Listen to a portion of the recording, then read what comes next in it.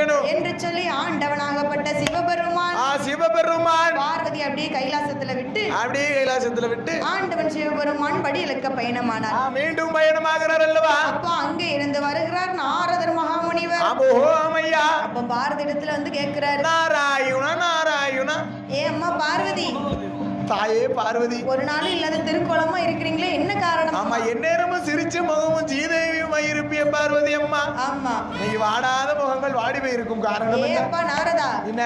ஆண்டவனோ படி இலக்க போயிருக்காரு. சரி, அதனால இருக்கிறேன்ப்பா. அதனால இருக்கிறியா? ஆமா. சரி எம்மா, நீங்களும் போக வேண்டிய தானே? அப்படியா, மறந்துட்டேன். சரி.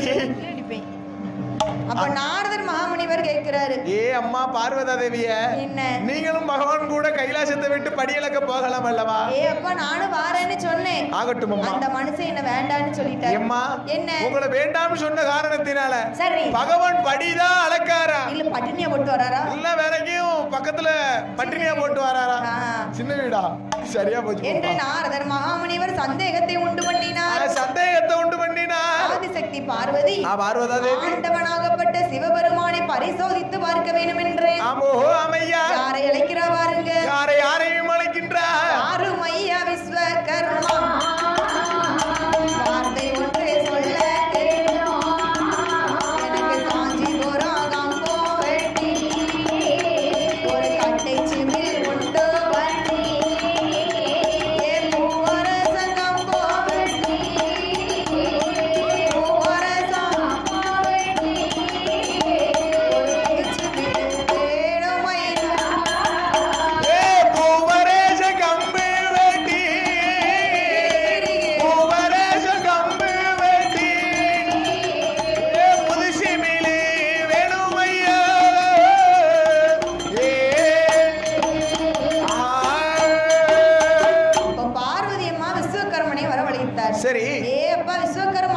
பார்வதி அம்மா, எனக்கு காஞ்சிபுரம் கம்பு வெட்டி கட்டை சிமிழ் உண்டு பண்ணி பூவரசம் கம்பு வெட்டி ஒரு புதுச்சிமிழ் தானே செய்து சிற்றெரும்பு ஒழுக்கமிட்டு திருக்காணி ஊட்டும் போட்டு எனக்கு தரணும். அம்மா பார்வதா தேவியே, என்ன திடீரென்று வந்து காஞ்சிபுரம் கம்பு வெட்டி கட்டை சிமிழ் உண்டு பண்ணி கேட்கிறீர்களே, எதற்காக? என்ன காரணம்? செப்பு கேட்கிறீர்களே, என்ன காரணம்?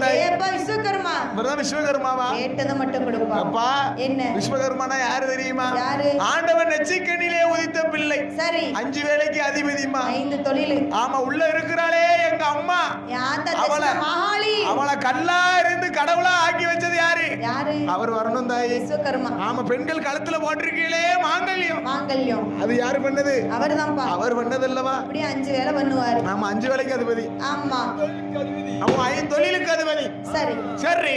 அப்படி இருக்கும்போது பார்வதியானவள் செப்பு கேட்ட போது, கேட்கும் போது மாட்டேன் என்று மறுக்காமல் ஆமா விஸ்வகர்மா எப்படி செய்து கொடுக்கிறார்? என்னம்மா செய்கின்றார்? அங்கே காஞ்சிபுரம் கம்போ வெட்டி கட்டை சிமிழ் உண்டு பண்ணி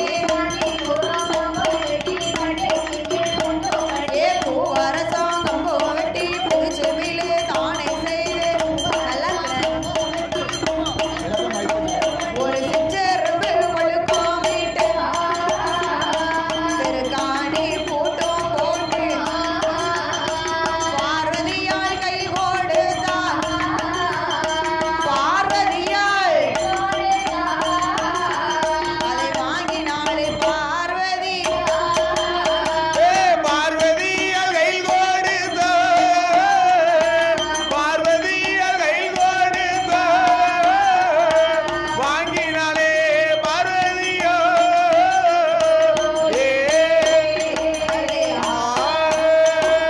அப்ப பார்வதி கேட்டபடிக்கே விஸ்வகர்மன் என்ன செய்கிறார்? விஸ்வகர்மன் ஏது செய்கிறார்? காஞ்சிபுரம் கம்பு வெட்டி கட்டை சிமிழ் உண்டு பண்ணி. ஆமா, பூவரசம் கம்பு வெட்டி புது சிமிழோ உண்டு பண்ணி சிற்றெரும்பு ஒழுக்கமிட்டு திருக்காணி மூட்டும் போது திருக்காணி மூட்டுமிட்டு பார்வதி கையில கொடுத்தாச்சு. ஆமா, பார்வதா தேவி கையில் கொடுக்க பார்வதி அம்மா பாக்குறா.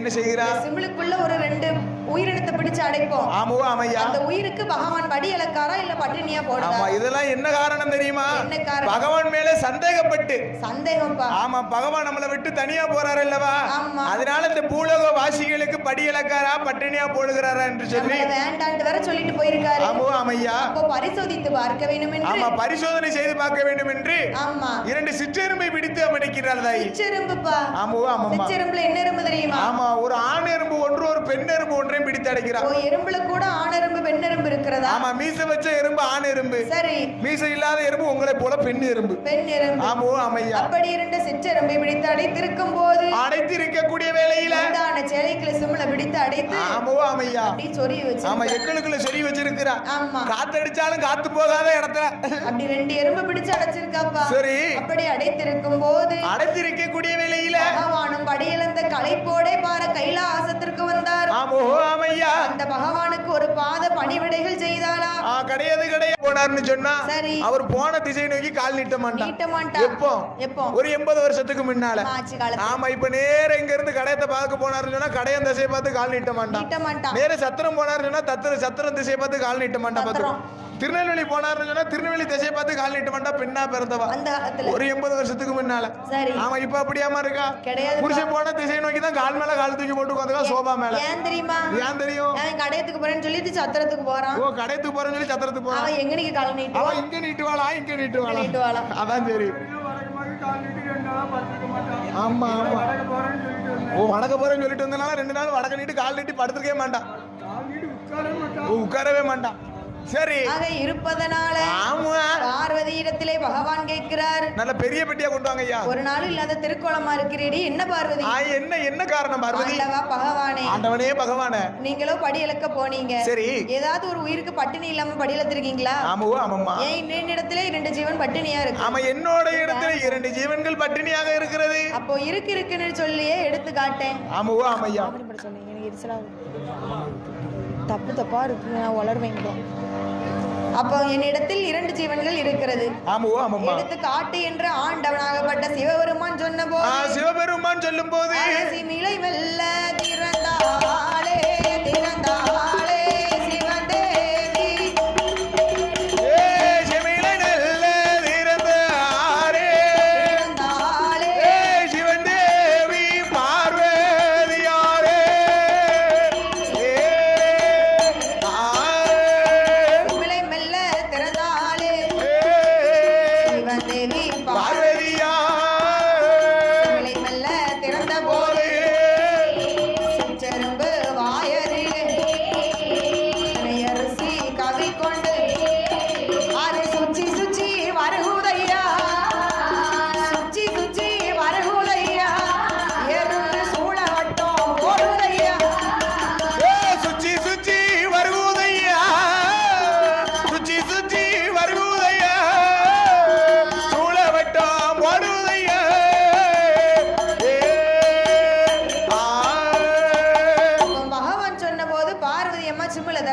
பகவான் என்ன சொன்னாரு?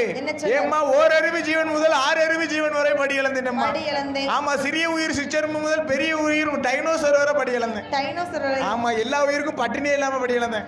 அது இந்த 6 அறிவு ஜீவன் தான் இருக்காங்களே அவங்களுக்குலாம் அன்னதானமா போட்டு படி இழந்தேன். ஆமா ஆமையா. இல்ல பகவானே என்னிடத்தில் 2 ஜீவன் பட்டினியா இருக்கு. ஏ அம்மா பார்வதி என்ன வந்த நேரத்துல இருந்து 2 ஜீவன் பட்டினியாக இருக்குது என்று சொல்லுகிறே. எங்க அந்த ஜீவனை காமி பார்க்கலாம் அப்படின்னு சொல்ல போய் பார்வதி அம்மா சிம்ல திறக்கிறா. ஆமா சிம்ல திறந்து பாக்கும்போது உள்ள இருந்த 2 திணையரிசி. ஆமா 2 சிற்றெரும்பு வாயதிலே திணையரிசியை கவி கொண்டு சுச்சி ஆமா அந்த திணையரிசியை பார்த்ததும் தான் பார்வதிக்கு உயிரே அத்துடுது. ஏ அம்மா இப்பேர்வட்ட பகவானை நாமல் பரிசோதித்து பார்த்தோம் என்று பரிசோதனை செய்து பார்த்தோமே என்று சொல்லி ஆண்டவனாகிய பகவானிடம் ஆமா பார்வதி என்ன கேட்கின்றா? அடியால் நான் செய்த குற்றம் மரணாரே பொறுக்க வேணும்.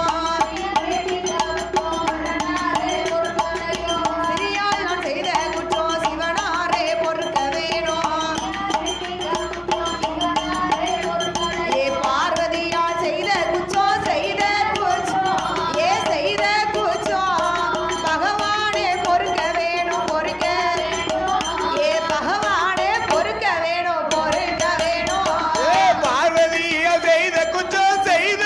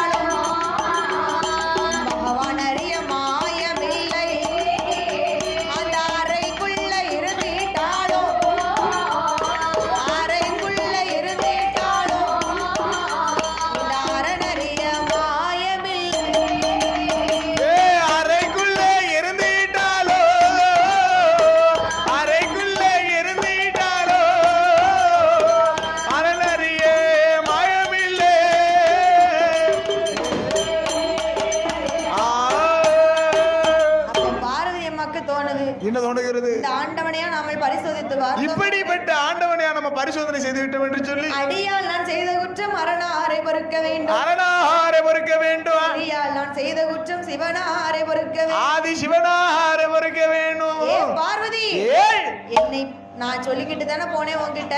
ஆமா, அப்படி இருந்து என்ன பரிசோதித்து பார்த்திருக்க. அதான் சொல்லியிருக்கான். இன்னொரு கட்சி எழுத்தர கட்சாலும் பெண் புத்தி பின் புத்தி.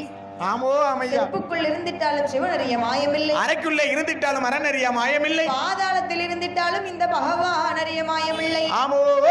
அதாவது என்னை பரிசோதித்து செய்த காரணத்தால் ஆமோ அமையா உனக்கு ஒரு தண்டனை. என்ன தண்டனை? பம்பை ஆற்றங்கரை இதிலே சென்று என்னை விரிந்து 8 நாள் தவம் இரு என்று ஆண்டவனாகப்பட்ட சிவபெருமான் சொன்ன போது சிவபெருமான் சொல்லும் போது ஆதிசக்தியான பார்வதா தேவியானவள் பம்பையாற்றங்கரை எதற்கு எப்படி வருகிறாள் தெரியுமா? எப்படி அம்மா வருகின்றார்? கைலாசம் தான் கடந்து கருணை சங்கிலி பாலம் விட்டாள். நெய் பாலம் நேருக்கெல்லாம் ஒரு சுனையா. இருட்டு நாட்டு கடலும் விட்டு ஏக போக பட்டேனமா. ஓசராச நாடு விட்டு புகழ்வேறியல் விட்டேனமா. அந்த பம்பையாற்றங்கரையாதிலே ஏ பௌசுடனே ஏகிவாரா.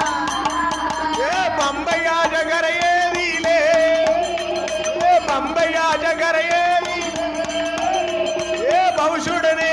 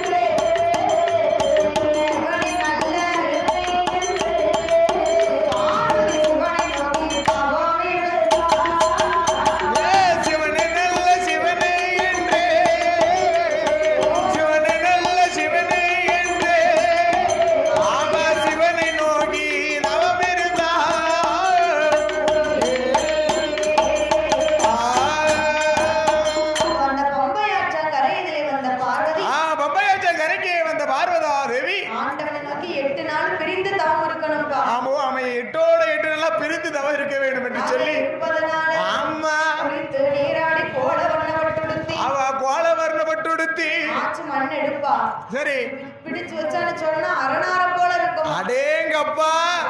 சரி ஆற்று நல்ல மண் எடுத்து அரணாரை பிடித்து வைத்து. ஆமா, அவ சேற்று நல்ல மண் எடுத்து சிவனாரை பிடித்து வைத்து முட்டளவு மண் எடுத்து 300 லிங்கம் வைத்து. ஆமா, முட்டளவு மண் எடுப்பாமா. சரி 300 லிங்கங்களை செய்து வைக்கிறா. ஆமா சரி தொடையளவு மண் எடுத்தால் 90 லிங்கம் செய்து. ஆமா 90 லிங்கங்களை செய்து வைத்து ஆண்டவனை எண்ணி அரணை அரணை என்று அருந்தவசு செய்து வருகிறார். ஆமோ ஆமையா. சரி பார்வதி பார்வதா தேவியானவள் 8 நாள் தவம் இருந்த போது தவம் இருக்கக்கூடிய வேளையில பார்வதிக்கு எண்ணம் பூரா யார் மேல? யாரு மேல? பகவான் மேல. பகவான் மேல. சரி பகவானுக்கு எண்ணம் பூரா கீழ் வீட்டுக்காரி மேல. பார்வதி மேல. பார்வதி மேலயா? சரி பார்வதி 8 நாள் பிரிஞ்சிருக்க சொல்லிட்டோம். ஆமோ அமையா. என்ன செய்தாலோ என்று சொல்லி என்ன செய்கிறாளோ எப்படி இருக்காளோ என்று சொல்லி ஆண்டவன் தான் சிவபெருமான்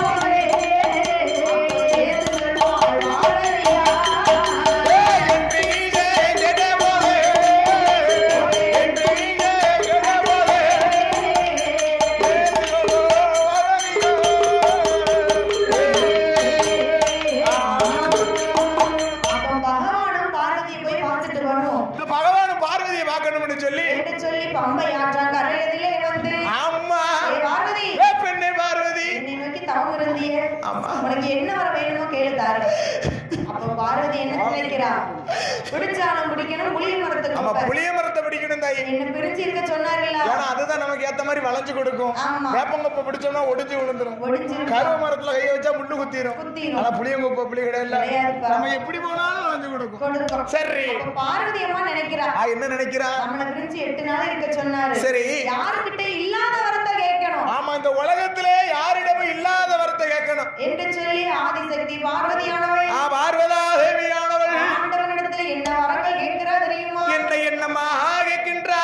கணவன் இல்லா கை குழந்தை கண்டரே வேணும் ஐயா, கணவன் இல்லா கை குழந்தை கண்டரே வேணும் ஐயா, ஆண் இல்லா ஆண் குழந்தை அடியேனுக்கு வேணும் ஐயா, ஆண் இல்லா கை குழந்தை அடியேனுக்கு வேணும் ஐயா, புருஷன் இல்லா பிள்ளையாரே, புருஷன் இல்லா பிள்ளையாரே, புத்திரனே எனக்கு வேணும். புருஷன் இல்ல புள்ளையனே, புருஷன் இல்ல புள்ளையனே, புள்ளையனே எனக்கு வேணும்.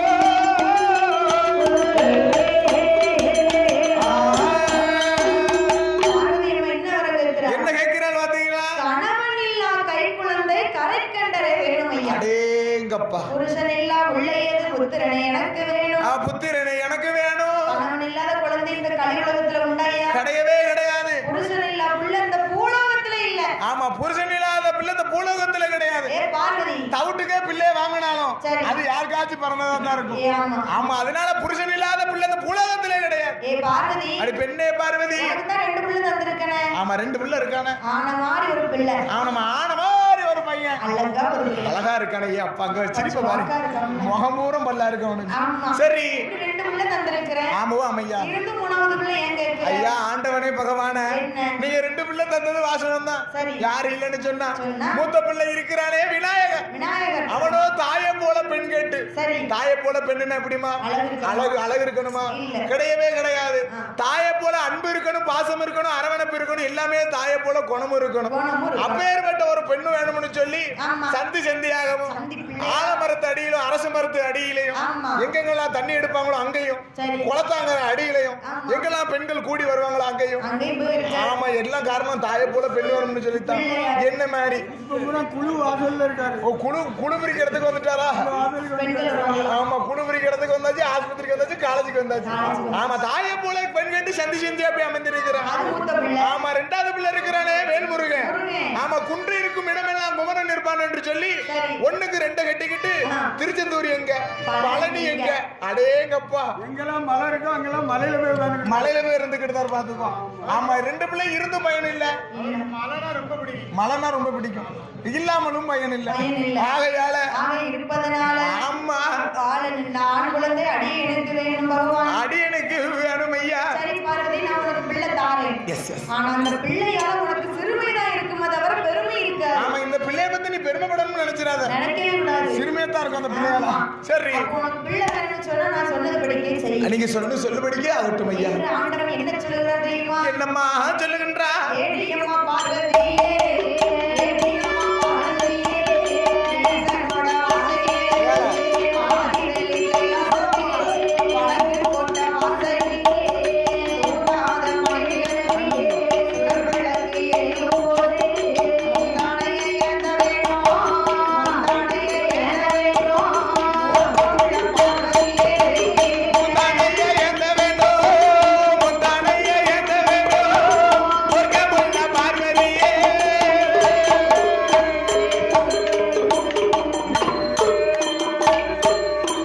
பார்வதி, பிள்ளை வேணும்னு சொன்னா சரி, ஆதிவெளி கைலாசத்தில் வடக்கு கோட்ட வாசலில், அந்த வடக்கு கோட்டை வாசலில 1000 கால் மண்டபம். ஆமா, 1000 கால் மண்டபம். அம்மா 32ஆம் தூண். ஆமா, 32. ஆமா, 32ஆம் நம்பர் தூணு. தூணு. சரி, தூண்டாத மணிவிளக்கு சுடர் விளக்கு எரியும் அம்மா. சுடர் விளக்கு எரியும் அம்மா. அங்க போய் நில்லு. சரி, எப்படி செய்யணும்? என்ன செய்யணும்? குளித்து நீராடி.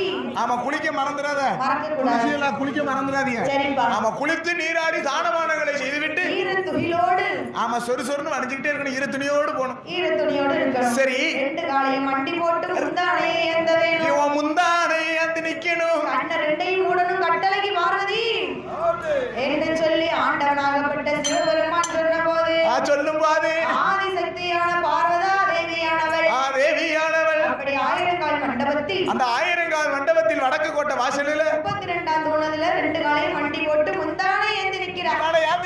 அப்ப ஆண்டவன் சிவபெருமான் சரி பார்வதிக்கு தெரியாமல் என்ன செய்கின்றான்? தூண்டாத மணி விளக்கை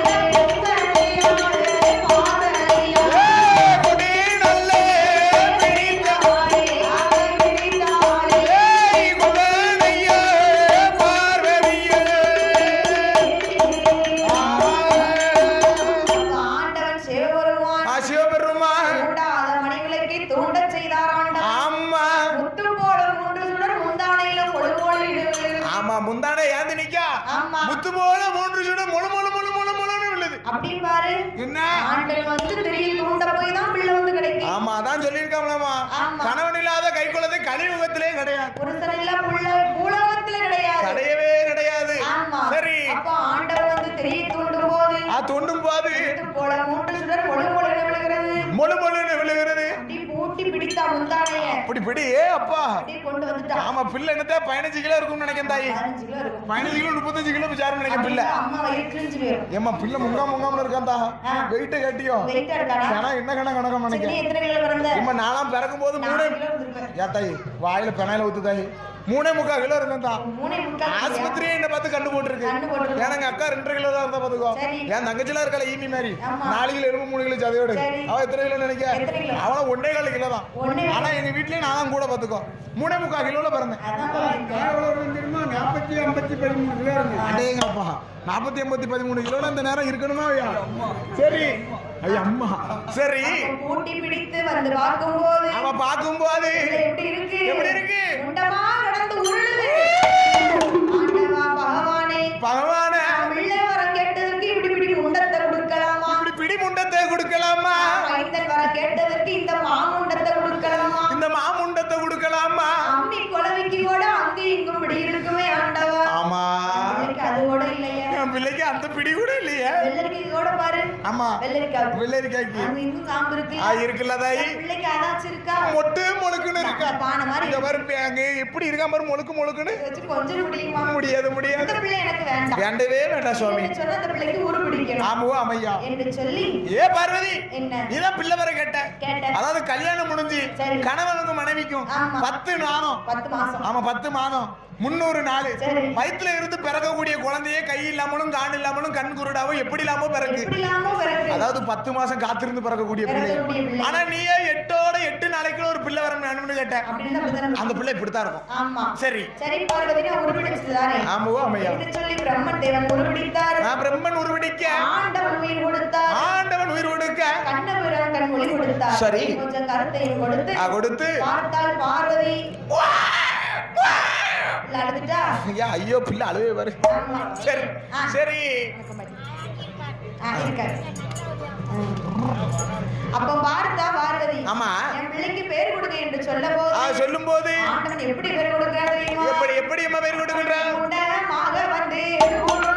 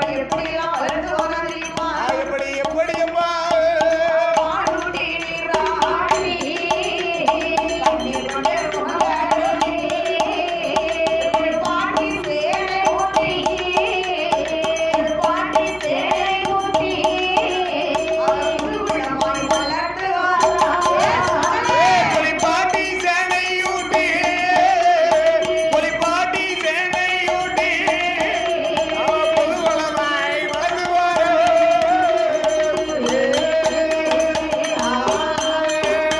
நாடு ஒரு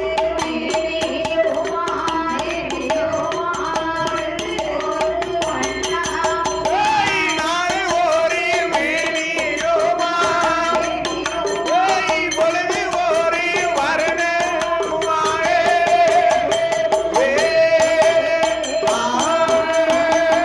நல்ல வளர்ந்து எல்லாமே ஊருகே நல்ல வளர்ந்து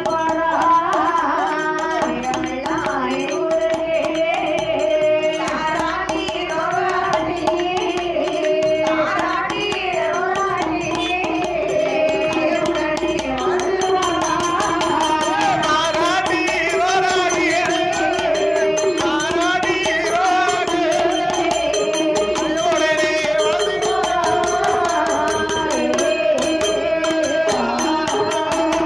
என் அப்பனாகப்பட்ட மாயா ஆண்டி சுடலை ஆஸ்வன் உண்டன் சாமி அப்பா, உன் பேர்களையும் பெற்று என்ன பேரு என்ன வரலாம் உண்டமா உண்டதால உனக்கு உண்டை உனக்கு முன்னர் வருவாரு ஆமா ஏய்! மணிகளுக்கு பிறந்ததால உனக்கு மாயாண்டி ஒரு பெயர் மாயாண்டி ஒரு பெயரு சுடலில் பிறந்ததால உனக்கு திரு சுடலை என்று ஒரு பெயர் என்று சொல்லி உன் பெயர்களையும் கொடுத்து விட்டு ஆமா நாடு ஒரு மேடையும் பொழுது ஒரு வர்ணமுமாக அப்பொழுது ஒரு வர்ணமுமாக ஊட்டி வளர்க்கிற பிள்ளைக்கு உடம்பு எல்லாம் நெய்யுறு உடம்புலாம் ஆடுதுதா தேய்ச்சி வளர்க்கிற தேகம் எல்லாம் நெய்யுறுக திரேகமெல்லாம் அணையுருக அப்படி வளர்த்து வரக்கூடிய நாளை நாளையில அழகுள்ள மாயா ஆண்டி சுடலை ஆமோ ஐயா மாணிக்க தங்க தொட்டி கட்டி இட கொஞ்சம் தள்ளி போகுது தாயாகப்பட்ட பார்வதி எப்படி தானாட்டி ஓராட்டி வளர்த்து வருகிறார் எப்படி எப்படி